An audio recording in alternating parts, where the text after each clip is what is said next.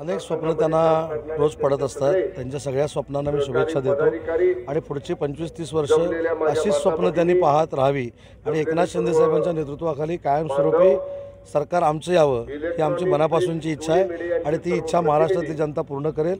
हे 25-30 वर्ष अशाच पद्धतीने आमच्यावर टीका करत राहतील। त्या भाषणामध्ये त्यांनी उल्लेख केला की मंत्रिमंडळाचा विस्तार जरी लांबणीवर पडला असला तरी आता येत्या काही दिवसात ज्या वेळेला मंत्रिमंडळाचा विस्तार होईल तर आमच्या 50 जणांच्या वतीनं आम्ही अनिल भाऊ बाबर यांनाच मंत्रिपदाचं अनिल बाबर साहेब हे आमचे सर्वांचे ज्येष्ठ सहकारी आहेत। म्हणजे माझं जेवढं वय आहे तेवढे त्यांची राजकीय कारकीर्द आहे, त्याच्यामुळे ते जर मंत्री होणार असतील तर त्याचं दुःख वाटण्यासारखं काहीच नाही। तो त्यांना न्याय मिळाला पाहिजे आणि योग्य वेळी एकनाथ शिंदे साहेब तो नक्की देतील।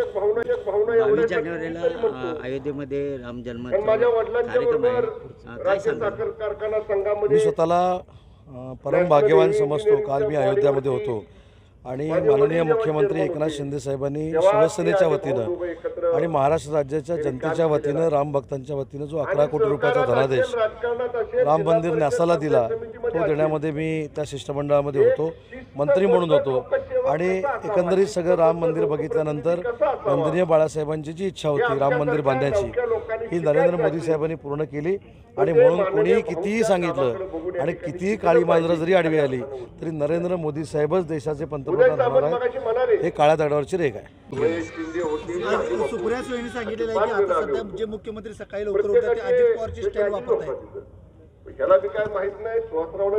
चांगलं आहे ना, मुख्यमंत्री लवकर उठतायत, 20-20 तास काम करतायत, याचं ॲप्रिशिएशन जर होत असेल तर चांगलंच आहे ना। पण एक महत्त्वाची गोष्ट अशी आहे की कालचा नुसता एक दौरा मी एकनाथ शिंदे साहेबांचा सांगतो।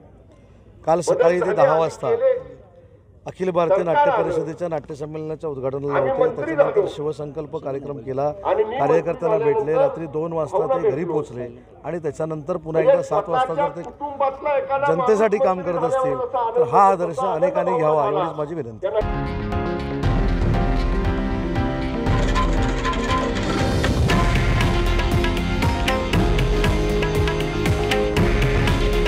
हे आहे देशातील नंबर 1 न्यूज नेटवर्क आणि आपण पाहत आहात TV9 मराठी। काळजी तुमची, हित महाराष्ट्राचं।